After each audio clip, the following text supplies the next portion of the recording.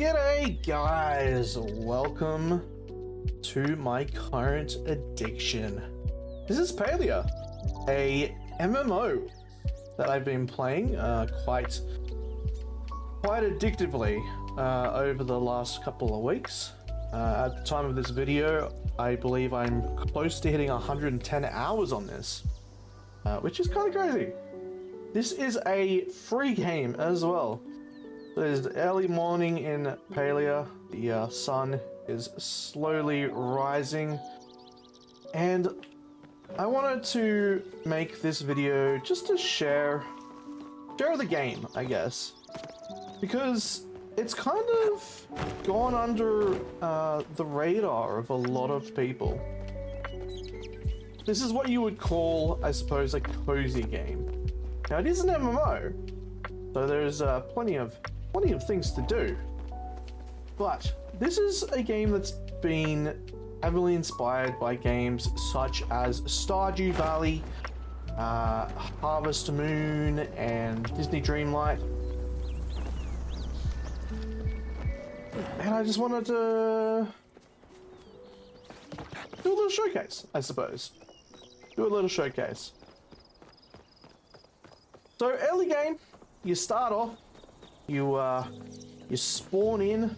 Now the human race has been extinct in this world for hundreds of years, and you spawn in through a temple while a archaeologist is there, Gina, and she greets you, tells you to go meet the town folk and such, because humans have been appearing in this world, reappearing in this world at a alarming rate, and you were just one of those humans.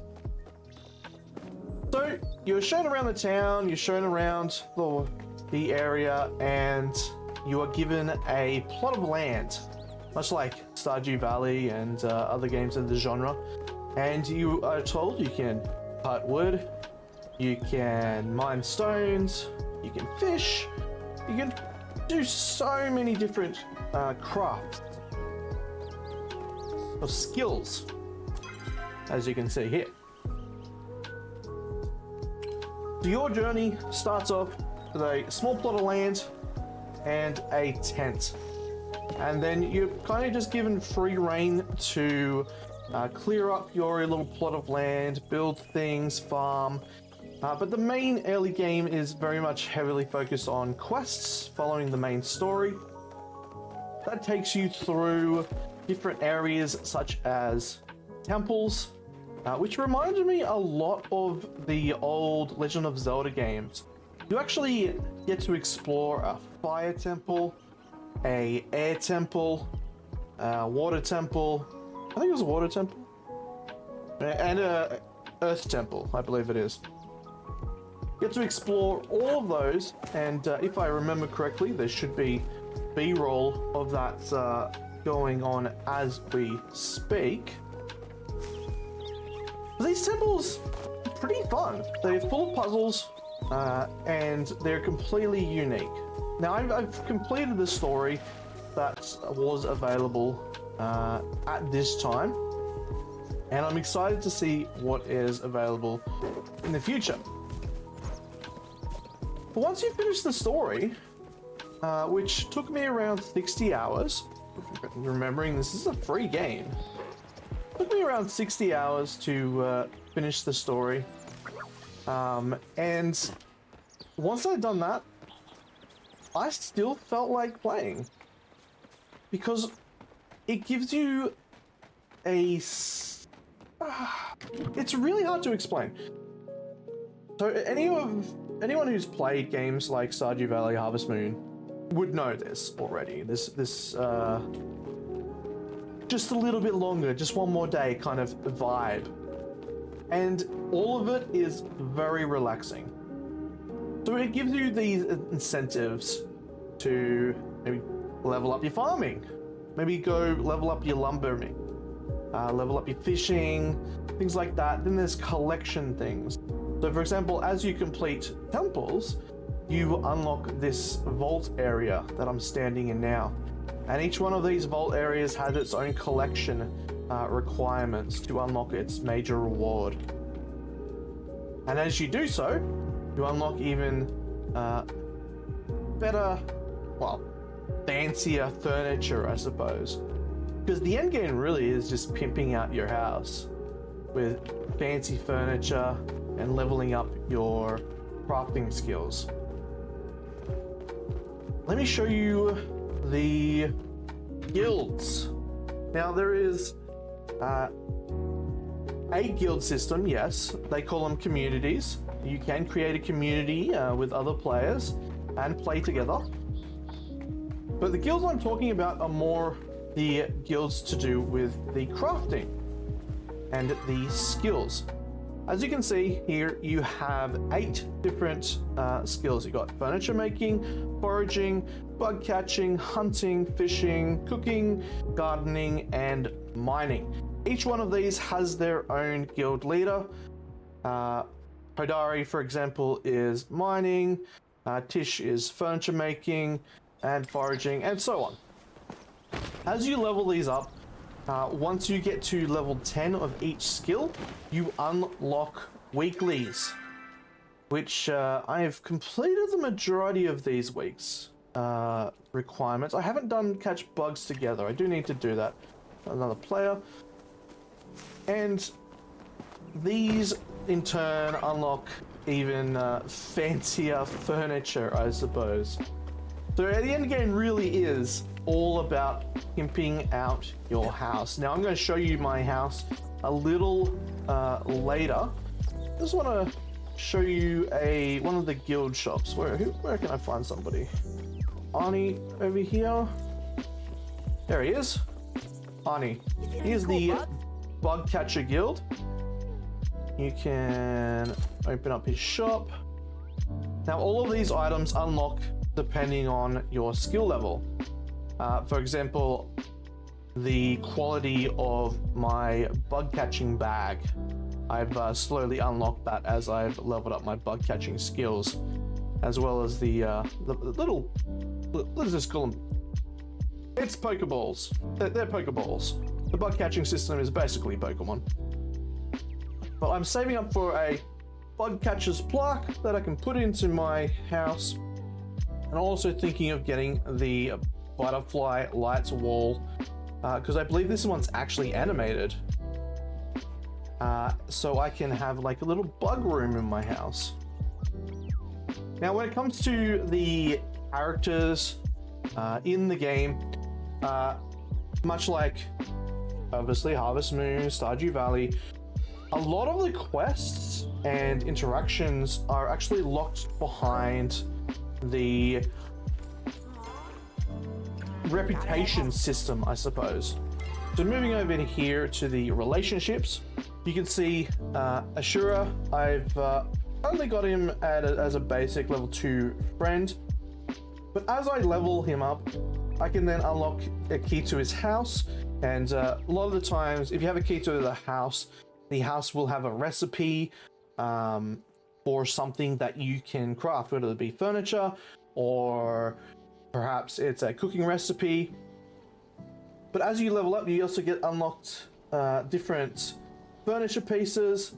For example, this guy has a statue of a deer.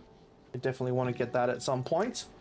Then you can get a ukulele, and it goes on and on and on.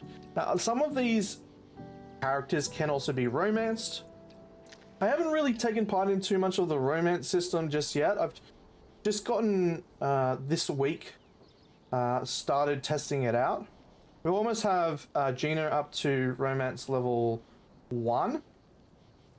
But you can basically romance any character that is romanceable, you can romance them. And the ultimate goal is just to get their unlocks. And you need to be level 3 friendship to actually start the romance. Which you can... Oh, I want that! Dog plushie. Anyway. So the relationship system allows you to unlock more quests, and more items. So each time you do you get to a certain level, it has a quest attached to it. And as there's multiple characters in the game, you can imagine how many quests there are that are locked behind reputation. The best way to level up reputation is give them gifts every single 24 hours real life, and you can give them 4 weekly gifts, which give them a lot of reputation. Now, when it comes to the social aspect of the game, I want to, hopefully I can show you guys a flow tree and some other things that are going on in the other region, because there's 2 regions of the game currently. They're both relatively large, so you aren't really going to have, you're not going to run out of places to explore or hunt or things like that. Currently my favorite professions are fishing and bug catching. I'm still trying to level up my hunting. It's not even level 10 yet, so I haven't even unlocked the guild store for the hunting just yet. But it's getting there. As we move it over to this next area, this area is more of a social area. You get a lot of endgame resources spawning here, like pal ore and flow trees. Now, flow trees are the endgame wood. And you can't, the majority of the flow trees, unless they're tiny little things, you won't be able to cut yourself. So it has to be done in a group. And during certain times of the day, there will be groves that spawn in the world where you can get multiple flow trees being spawned. Oh, is that a pal? No, it's not. It's just a rock. Just a rock. But over in this region, you got 2 separate areas. You got the north and the south region. A lot of times in the north region, you'll get a grove. Yeah, you'll get a grove. And as you can see, already people walk a lot in the service because you actually get benefits from partying up, not just being able to cut down these flow trees. For example, anytime you're in a party, the rarity of things increase. So if you're mining and you're in a party, you have a chance to get rare gems from the mine, and a lot more of them. Same with cutting down trees, you get ambers that you can then sell. There's also a challenge, which they recently released, which I'm slowly working on. Where is it? Here it is. Party people. The more experience you get, the more you can unlock. So, for example, I've already unlocked a stool, a plant stool, a plant chair. I'm working on a plant table. There's a plant bench, and then there's, what is this? A lamp. So it does give you furniture that you can actually grow while you're in a party. It doesn't look like I'm going to find any flow trees to show you how they work, but that is alright. We can just move on to my amazing house. I can show you. I might just walk. Was it G7 Bang AM? I don't know what that is. But as you can see, there is a grid pattern on the map. So G7 is down here. So I'm nowhere near that. Whatever it may be, I'm nowhere near it. There is also flares in the game. So a lot of time you'll find people shoot up a flare every time they find a valuable resource. I suppose that adds to the sociability of the game itself. Let's keep going. I'm going to take you guys to my farm. You can just teleport to the farm once every 30 minutes, but I just want to take you the scenic route, just so you guys can see a little bit more of the world.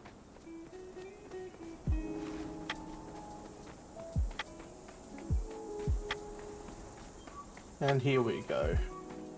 This will take me to my plot of land. You can visit other people's plot of land, but generally the plots are instanced to yourself and you only. You can give permissions to other players to add editing permissions to your land, so you can have them work on it as well. Kind of like a guild house, I suppose. Here it is. This is my lovely house. I started off with a little, it's just a plot of land full of trees and rocks, and then I built the tent, then I built the house, and then I built another house, and so forth, so forth. So let me show you around. Let me show you. The rest of this video is just going to be showing you around my house, so feel free to click off if you're not interested. This is the bin you put in your resources that you find that you can sell on. I've added a little bench out the front here and a little hidden chest here so I can access all my storage. Storage is linked, so all storage boxes are linked, which is super handy. I've completely covered the outside of the plot with these fences, which these are hardwood fences. This took like a couple of days to make. I'm going to show you the outside first, then we'll go explore the inside. So we have a little greenhouse kind of area. This was actually the first house you get. You get this house for free. It's a very small house, and I've turned it into kind of like a outdoor gardening area, I suppose. So inside I have my worms, where I grow worms. I also have the preserve bins. This is where I create jam. What else do I have? This is my seed maker. We got 5 apple seeds here. We're gonna plant those soon. And out here is my little flower garden. Now this tree you get very late game. It's one of the end game quests. Moving over this side, this is my garden. I do need to water these. Let's just do that real quickly.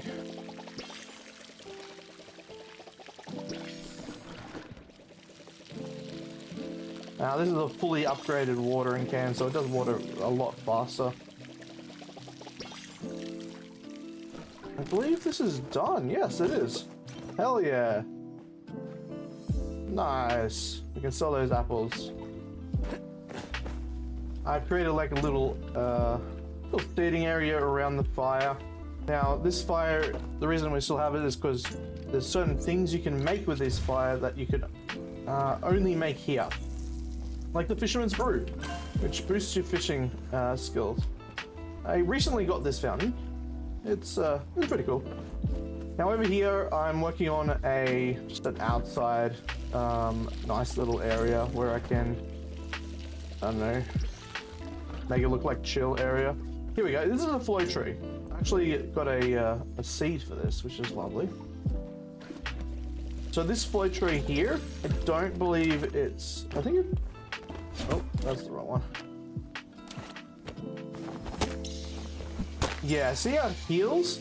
Now I would be able to cut it down relatively easily over time, but what I want to do is I want to grow it so it's really, really big and get one of my friends to come help me cut it down so we both get some good flow wood out of it.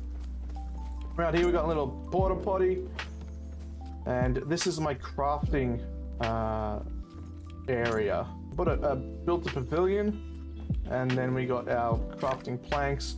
Chuck some more in there so they keep going. As you can see, each thing takes a certain amount of time. Let's see, we've got some more copper. Let's put some copper in there. So every 2 minutes we'll get a copper bar. Some of these crafting things do take a very long time. For example, the preserving bin, I believe it's like an hour per jam. And then we have our crafting bench here where we can make all the furniture that I've learned to make. Now let me show you the house. I'm not too sure what I'm going to do in the back end here. Hopefully in the future update they'll add some stables and such so we can get some animals. Going on to our porch.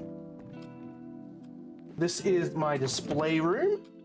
I slowly collecting medals and other trinkets that I can display. Hopefully at some point I do plan on making an aquarium. But these things here, they give you items every now and then. These are, again, end-game furniture. You're not going to get them anytime soon. Over here we have the lounge room. This is a giant kappa something or other. I got this from the underground, which you'll unlock a little bit later. It's kind of like you play card games there, and then you get coins, and you can use a coin on a giant wheel and win prizes. Fun stuff. This is a rare drop from catching moths. And over here I have a little office that I've built over time. And then over here we got the bedroom with a lot of little plushies. Most of these plushies that you can get as rare drops from just doing your skills. I don't really have anything upstairs. I'm not too sure what to put upstairs just yet. The dining room, our massive storage area with all the chests I've found. And then the kitchen. Cooking is actually pretty involved in this game. For example, some recipes require you to prepare different ingredients and then mix the ingredients together, cook them on a stove, and then have other things cooking on the in the oven, and then move the oven stuff to the stove. It's very involved. So I have a lot of different appliances just to cook. Yeah, that's pretty much it. That's so far what I've got. There's still so much for me to do. I'm still not level 10 in 2 professions, so I haven't unlocked their guilds. But these go up to level 50, I believe. Each one of them, level 50. So there's so much to do. So the end game is basically going around, building more stuff, expanding your house, and doing the nightly visits to the underground to do card games, which gives you prizes. I think that pretty much covers it. Those who have made it this far are obviously interested, so please do give the game a go. It is completely free, so you do not lose anything. And as of time of saying this, it is 100% not pay to win, because you don't get any furniture. Not that there's any combat in this game, but you don't get any furniture or anything like that from using real money. It's all just loading. I will touch on that real quickly, actually, for those interested. So over here we have our wardrobe where we can change our clothes to whatever we want, but a lot of these are all paid cosmetics. Over here we can go to the shop itself, and you can buy pets, you can buy different land plots, and you can buy obviously different clothing of all kinds. Yeah, that's pretty much it. I can't think of anything else to say. It's a good game. I'm addicted, and I'm still playing it like multiple hours a day. It's kind of crazy that a game that has no combat in it has had my attention for so long. Alright, enough of that rambling. Thank you very much for watching, and until next time, look after yourself. Have a lovely day or night, whatever it may be. Goodbye to you.